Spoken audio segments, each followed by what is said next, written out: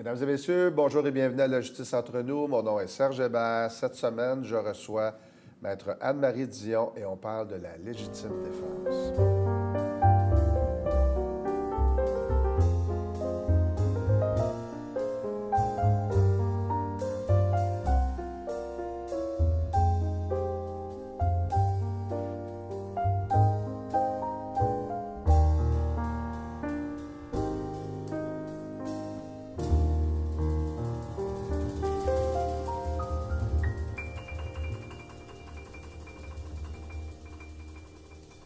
La semaine dernière, on a parlé de cannabis, de conduite avec les facultés affaiblies, etc. Et puis, conduite avec facultés affaiblies signifie aussi problème de comportement. Cette semaine, j'ai demandé à Maître Dion de nous parler, on va lui parler de la légitime défense, par exemple, ce qu'on appelle en français le road rage, là, les gens qui s'arrêtent au coin de la rue et décident de régler leur cas. Alors, on parle de ça avec Maître Dion. Maître Dion, bonsoir. Bonsoir, bonjour. Bonjour. Avez-vous déjà été victime de rage au volant, vous? Non, pas moi personnellement, mais évidemment, j'ai vu des dossiers comme... Avez-vous représenté des rageurs au volant? Oui, ça m'est arrivé. Avait-il une bonne raison? Pouvait-il dire c'est la légitime défense? On va essayer de décortiquer ça. Hein? Oui, effectivement. Je me fais engueuler, il me coupe, puis là, il coupe ma voiture, il freine en avant de moi. Là, je suis bien fâché. Il sort, je sors. Oui. Bien, les réactions, comment les gens agissent les uns envers l'autre, y avait-tu raison de le faire ou pas? Évidemment, ça nous amène dans le contexte de la légitime défense. Peut-être que la meilleure façon de l'aborder, ce serait d'établir, premièrement, c'est quoi les crimes pour lesquels on peut invoquer la légitime défense. C'est sûr qu'à la base, il y a le voie de fait, qui est un crime en particulier. Puis ça peut être bien de l'aborder aussi parce que c'est pas tout le monde qui comprend ce qu'est un voie de fait, les niveaux de voie de fait aussi qu'il peut y avoir dans le code criminel. Parce que d'une part, il y a le voie de fait simple. Le voie de fait simple, à la base, là, en fait, un voie de fait, ce qu'on devrait dire, c'est quand on applique la force sur une personne. Donc, quand on utilise la force sur une personne sans le consentement de cette personne-là. Je marche sur le trottoir, vous n'allez pas assez vite, plutôt que vous demandez, ou je vous demande depuis 2-3 fois, puis là, à un moment donné, je vous prends, je vous pousse. Oui, exactement. Ça peut constituer un voie de fait. Pas une petite poussée de rien, là, mais quand même. Même une petite poussée de rien, je pense qu'on pourrait faire une... Bien, en fait, il y a des contextes. C'est sûr qu'il faut qu'il y ait un contexte particulier, mais il y a toutes sortes de voies de fait. Là. Une pichenote crachée au visage, pointer du doigt très près du visage, ça peut être un voie de fait aussi. Ça dépend du contexte dans lequel ça se passe. Donc, c'est sûr que ça, c'est important à savoir parce que, évidemment, on ne sait pas ça tout le temps, mais oui, ça peut être un contexte de voie de fait. Il y a des voies de fait qui sont armées. Dans le cas d'une arme, on ne parle pas juste d'une arme là, au sens commun d'un couteau, un fusil, tout ça. Là, ça peut être un objet qu'on utilise comme une arme. Donc, on lance vers la personne, qu'on frappe la personne avec cet objet-là. Un bâton de baseball. Un bâton, mais ça peut être un réveil matin, un soulier. Il y a toutes sortes de situations qu'on voit, mais dès qu'on utilise un objet dans un contexte de violence... Oui, c'est ça, je veux dire, il y a un concept il y a quelque chose de violent derrière ça. Là. Effectivement. Pas, comme au Moyen-Orient, on lance les claques. Oui. Bon, pas les J'avais claques l'image en improvisation aussi, on lançait les claques avant sur la patinoire. Bon. Mais c'est pas la même chose. C'est dans un concept de violence. Non, où on s'en prend à une personne sans le consentement de cette personne-là. Il y a toujours cette notion-là aussi. Il y a des voies de fait causant des lésions, qui est un crime à part entière aussi. Oui, qui cause des blessures. Il y a des voies de fait graves, qui est aussi un crime à part. Les voies de fait graves, c'est lorsque la personne a des lésions, mais on va parler de lésions à très long terme, d'être défiguré, d'avoir... coup de pied dans le visage, comme des fois d'avoir on voit passé sur YouTube, près de la mort, des choses comme ça. Là. Donc là, on parle de voies de fait graves. Il y a une gradation dans l'accusation, bien entendu. Oui, effectivement. Donc, c'est ce qui englobe le voie de fait. Il y a les voies de fait sur agent de la paix aussi, qui est une catégorie à part. Donc, quand on s'en prend à un policier là, dans ses fonctions, on commet des voies de fait. Je m'excuse. C'est correct. On commet des voies de fait à l'égard d'un agent de la paix à ce moment-là. Et en pareil cas, parce que là, parler de légitime défense, je vais peut-être vous mettre en contexte, là, justement. Bon, là, on parle de voie de fait. Oui. J'arrive, justement, je marche sur le trottoir, j'ai rien fait. arrive une espèce de matamor ou une matamor Oui. qui dit « Hey, toi, blablabla, là, se met à t'insulter, tu sais pas trop ce qui se passe.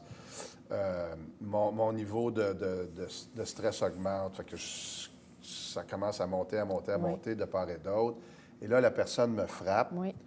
ou veut me frapper, Oui. et moi, je bloque, je contre-attaque. On puis réagit. on réagit. Bon, j'aime bien la réaction. Oui. Pardon. Alors, On pourrait parler de légitime défense à ce moment-là. Mais en fait, c'est quoi la légitime défense? Il y a un article prévu dans le Code criminel qui en parle. Puis là, je veux faire la nuance parce que cet article-là a changé en 2013-2014. Donc, ça se peut qu'il y ait des gens qui nous écoutent qui n'avaient pas entendu la même chose OK, d'accord. à l'époque que ce que je vais dire aujourd'hui. Mais en fait, pour invoquer la défense de légitime défense, il faut d'une part être dans une situation où on a des motifs raisonnables, c'est la fameuse expression qu'on utilise tout le temps, là, mais des motifs raisonnables de croire qu'on va être attaqué, qu'on va s'en prendre à nous physiquement ou à quelqu'un qui est avec nous. Okay? Donc, dès qu'on a cette pensée-là et que là, on se met à faire un voie de fait, donc à commettre l'infraction, mais il faut que la commission de l'infraction soit dans le but de se défendre de l'attaque à laquelle on fait face ou qu'on pense qu'il va arriver aussi. Et ensuite, ça doit se faire, et là, ça, c'est le critère ultime et c'est le plus complexe. Ça doit se faire dans des circonstances, l'emploi de la force, là, donc l'infraction, quand on la commet, elle doit être faite dans des circonstances raisonnables, avec une force raisonnable selon la situation. OK. Donc, c'est là que ça devient compliqué. J'ai toutes sortes de situations qui me viennent à l'esprit. Je pense, entre autres, bon, justement... Mais l'exemple que vous donniez tantôt Oui. est bon. Bon. En fait, puis c'est pas mal le plus clair et le plus simple. Ouais. Parce que la personne n'a rien fait. Il y a quelqu'un qui s'en vient vers elle, effectivement. Je vais ajouter quelque chose à mon exemple. Là, la personne m'engueule, puis sans m'en rendre compte, je suis rendu dans, on va dire, un homme ou une femme, peu importe. Ouais. Là. Je n'ai pas envie de me battre avec qui que ce soit. Là. Alors, je me retrouve comme un peu dans un coin, le long du mur, puis là, il commence à me parler.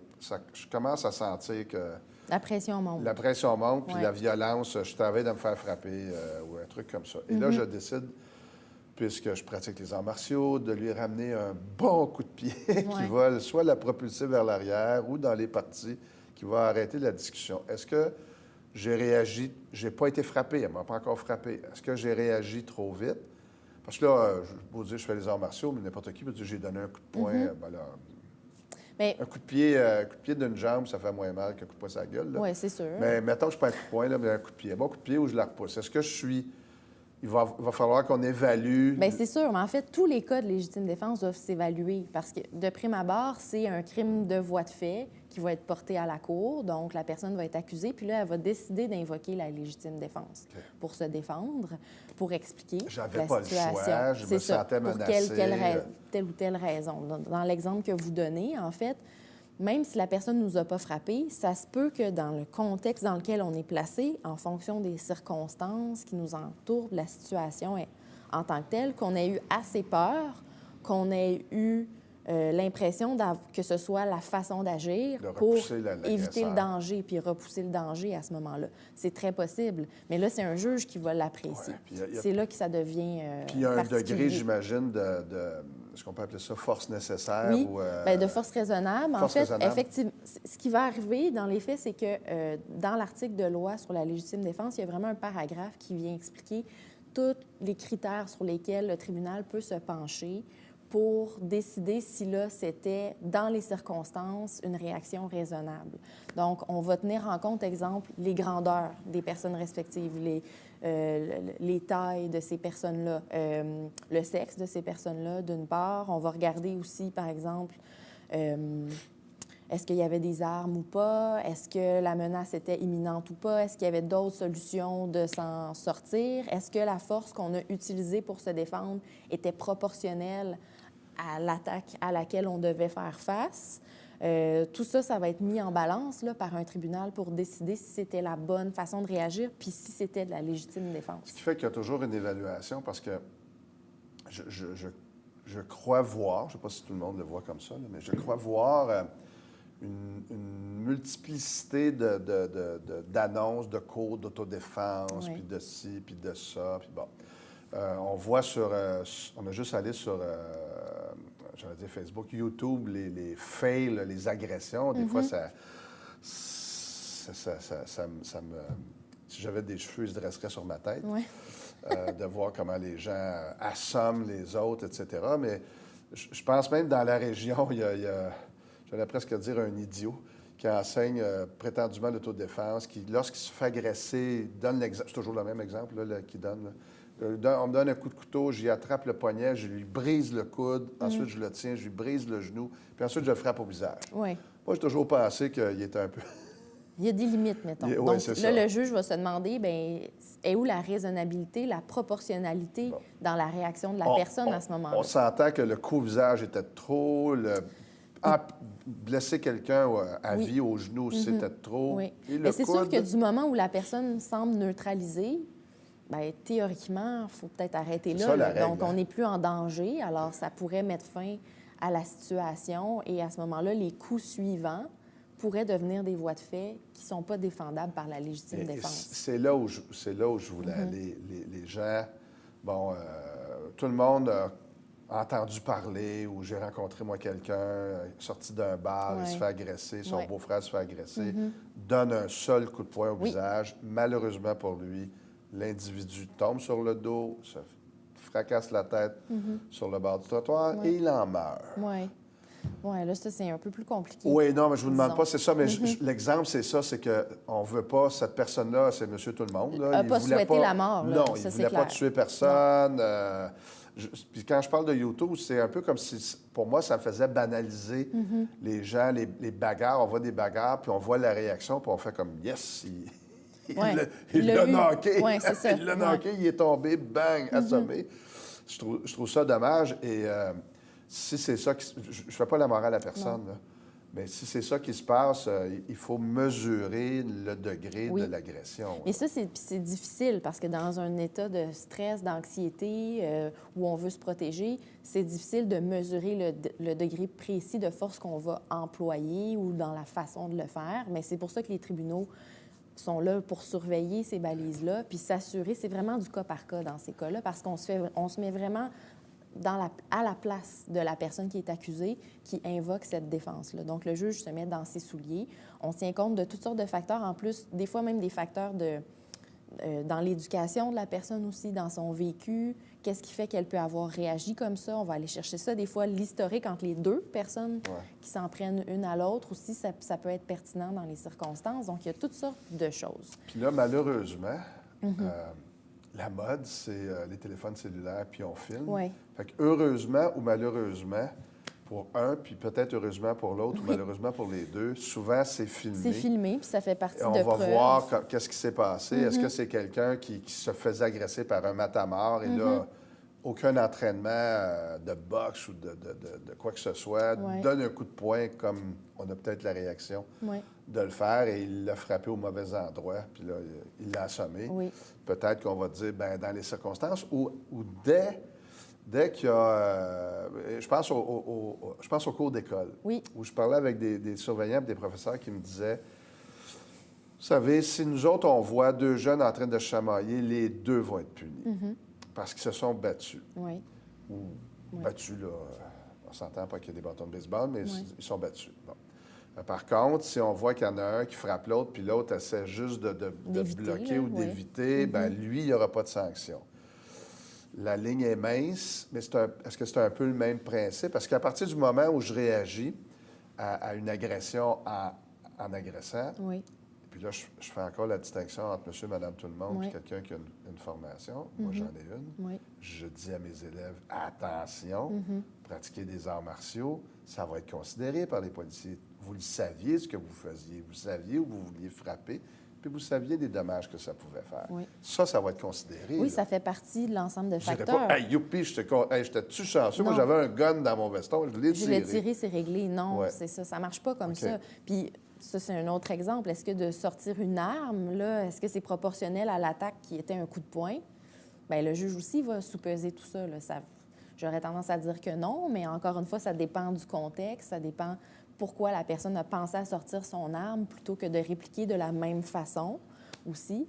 Mais bon, c'est particulier. Mais c'est sûr que le secret derrière tout ça, ce serait de jamais frapper les gens ou jamais commettre de voies de fait. Tu sais, dans les faits, même quand on est attaqué, est-ce qu'on a une autre solution? Moi, c'est ce que mon instinct me dirait de conseiller ça aux gens en premier, parce qu'on ne sait pas comment un tribunal va interpréter notre réaction. Là. Comme on dit, la meilleure victoire, le meilleur combat, c'est celui qui n'a pas lieu. Effectivement. Alors, et là, je pense, je reviens encore, ce qui est assez fréquent, je me demande même si c'est pas de plus en plus fréquent, les cas de rage au volant. Où les gens, récemment, il y a quelques mois, là, je lisais dans un journal, là, monsieur qui est dans la région de Bromont, sur un chemin de campagne, il y a une voiture, bon, ils sont après lui, puis il arrête, puis bon, il niaise, puis à un moment donné, il s'arrête devant lui, puis le monsieur décide de s'arrêter, et là, il sort de sa voiture. Mal lui en pris. Il était 5. Oh. Puis les 5 se sont payés la traite. OK. Alors, bon, ben, le journaliste et les policiers disaient ne sortez pas de votre voiture. C'est ça, hein? Mais c'est vrai, parce qu'on ne sait jamais qui est-ce qui est dans l'autre véhicule. Oui, mais vous, comme avocate, si je vous dis, hey, là, c'était assez, j'étais moi aussi fâché, je suis descendu de ma voiture, est-ce que vous allez me dire non, Serge, dans ta voiture, barre les portes? On a tous des téléphones, là, presque. Là. Bien, c'est sûr que ça serait ça, mon conseil, sauf que souvent, quand la personne vient me voir, il est trop tard. Il est trop tard. Hein? Ça s'est produit. Là, ça va dépendre à quel point ça a dégénéré. Mais c'est certain qu'on ne peut pas utiliser la provocation comme un moyen de défense. Donc, ça nous met... ça, c'est important, là. Oui, c'est important. Parce que souvent, on Il entend ça. Il me cherchait, des choses comme ça. C'est pas une défense quand on parle de voie de fait. Par contre, quand on va parler de meurtre au 2e degré, oui, ça, c'est un moyen de défense. 2e degré. Oui. Ça veut dire, en fait, non planifié. Qui est non prémédité, qui est non planifié. Souvent, la défense de provocation peut seulement amener la personne à être coupable d'un homicide involontaire à ce moment-là. Donc, ça ne fait pas qu'on est acquitté nécessairement. Oui, il y a quand même... bon, là, encore ça, c'est un autre volet. Oui, mais... les meurtres, c'est assez complexe, là, mais... Non, mais quand même, on n'entre pas dans mes... Tu sais, à première vue, là, je me fais attaquer...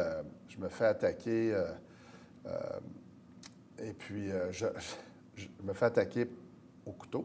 Oui. On parle de terrorisme là, de ce temps-là. Les gens attaquent, je pense que les voitures béliers, mais au couteau. Je réussis à le désarmer, puis là, je lui en donne à mon tour 40. Oui. C'est peut-être pas l'idée du siècle. Bon, là, peut-être que je vais me retrouver en procès, puis d'avoir un expert qui va venir dire que j'étais tellement en panique que je n'ai pas réalisé que j'en avais donné, j'exagère, 40, mettons 20. Ouais. On va être un petit peu plus calme. Ouais. Mais sinon, une agression, on entend ça malheureusement à tous les mois, à toutes les 2 semaines, une agression, quelqu'un veut s'en prendre à vous, vous attaque au couteau, au bâton, puis presque, ou ça peut être par un coup de chance, vous le frappez, il tombe, puis il meurt. Là, on va... Est-ce que je me trompe en disant c'est d'abord et avant tout une question de gros bon sens? Non, vous ne vous trompez pas. C'est une question de gros bon sens quand la personne le vit. Puis après ça, si la personne est accusée, ça sera au juge là, d'évaluer. Ben oui, c'est ça qui est particulier, c'est que je ne pourrais jamais dire à nos auditeurs, tu te fais attaquer, tu réagis comme ça, c'est sûr que tu es acquitté. Je ne pourrais jamais faire ça parce que c'est le juge qui va apprécier la preuve, qui va apprécier les circonstances, qui va apprécier la raisonnabilité des gestes posés. Je ne vous demande pas de trahir votre secret professionnel ou de chercher à identifier quelqu'un, mais je ne sais pas si vous avez déjà eu l'occasion de plaider avec succès. Là, vous n'avez pas 40 ans de pratique, là, quand même.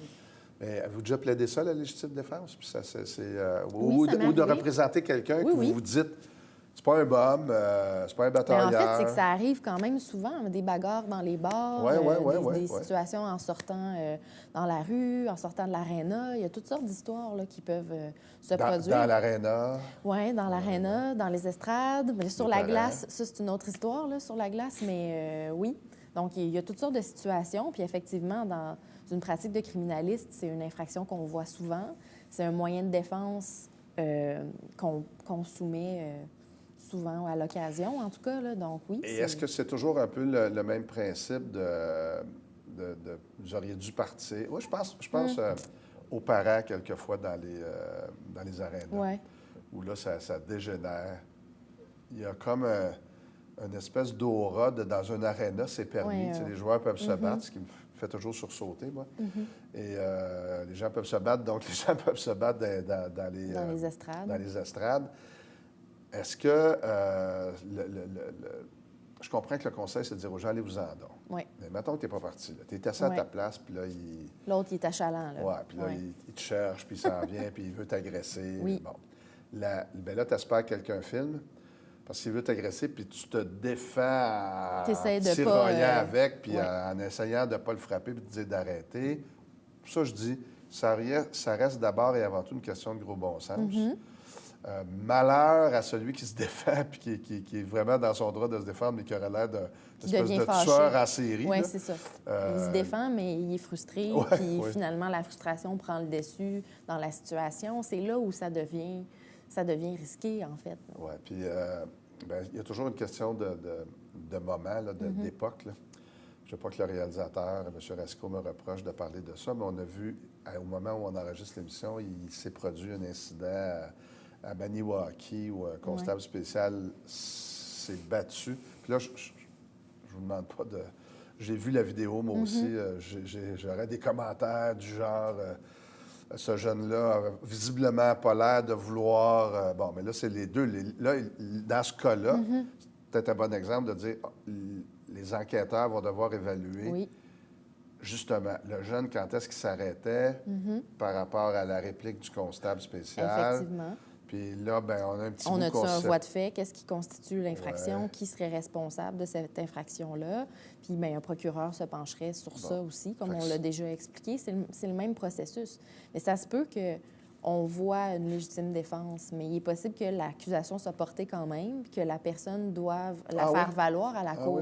Oui, mais c'est sûr qu'on n'est pas dans les souliers des procureurs de la Couronne qui vont analyser la preuve à ce moment-là. Je suis assez certaine que dans certains cas, les enquêteurs, les policiers font un premier travail, c'est-à-dire si c'est clair dans la vidéo que la personne était là à attendre, puis l'autre est venue s'en prendre à elle, puis elle a répliqué une fois, par exemple, où elle a repoussé la personne, repoussé l'attaque, bien peut-être là, que les enquêteurs useraient de leur discrétion à ce moment-là, ça peut arriver. Je ne veux pas vous mettre sur le grill, là, mais prenons cet exemple-là, avec toute la réserve du monde, là, parce qu'on n'était pas là.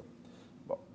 Mais est-ce que par exemple, je l'appelle toujours la Couronne, là, le procureur, c'est ça? Bon, la Couronne dit, le rapport, c'est que le constable, il en était rendu là. Ce que j'ai entendu, le garçon le frappait avec le bâton. Puis là, on m'a dit, ce bâton-là, c'est pas un parapluie, là. C'est fait pour briser. Tu peux briser un bras, tu peux briser le bras de quelqu'un. Il l'a frappé sur la tête.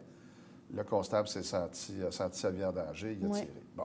OK. Ça, c'est ce qu'on a pas mal tous entendu. Là, on va devoir évaluer.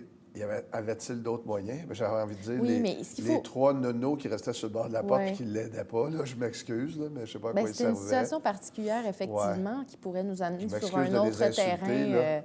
C'est particulier, mais ce qu'il ne faut pas oublier, dans le cas que vous donnez en exemple, c'est qu'il y a une portion où c'est une personne, c'est un agent de la paix, cette personne-là. Là. Donc, elle a le droit d'utiliser une force plus grande que monsieur, madame, tout le monde. Okay. Donc, la loi, le code criminel lui permet d'user de la force dans le cadre de son travail.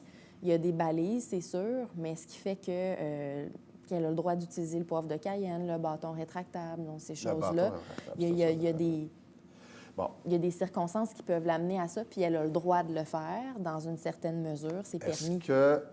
Est-ce que, et là, je l'ai dit tantôt, je ne veux pas vous mettre sur le grill, est-ce que, par exemple, on peut penser que le procureur général peut se dire, ça, c'est un dossier qui a été très médiatisé, cette affaire-là, puis si le rapport d'enquête, les enquêteurs qui font leur travail, là, je ne mets pas en doute leur travail, disent,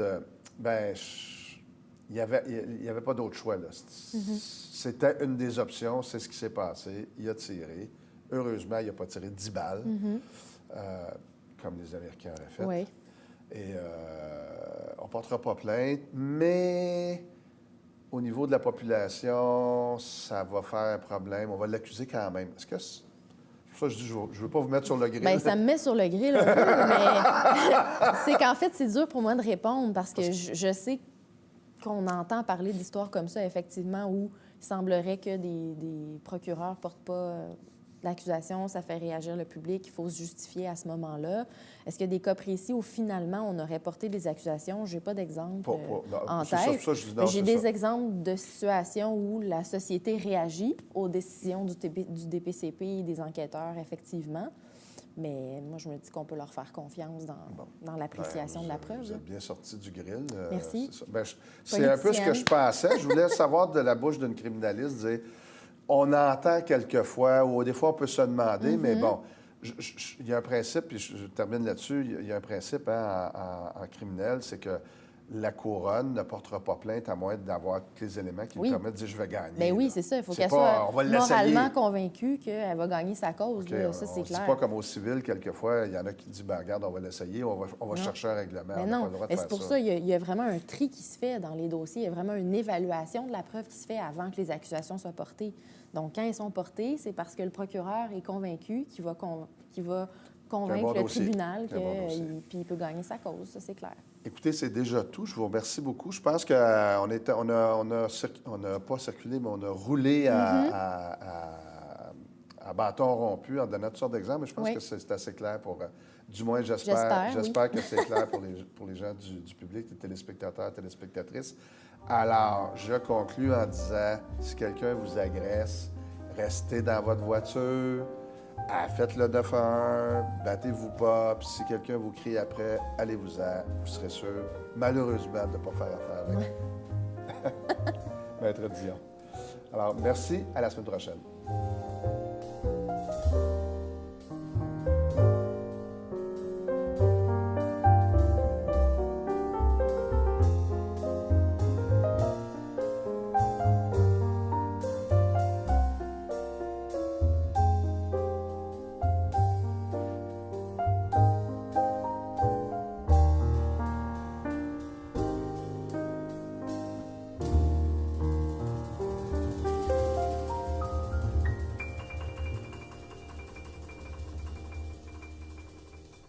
Télévision du Haut-Richelieu. Notre région, votre télévision.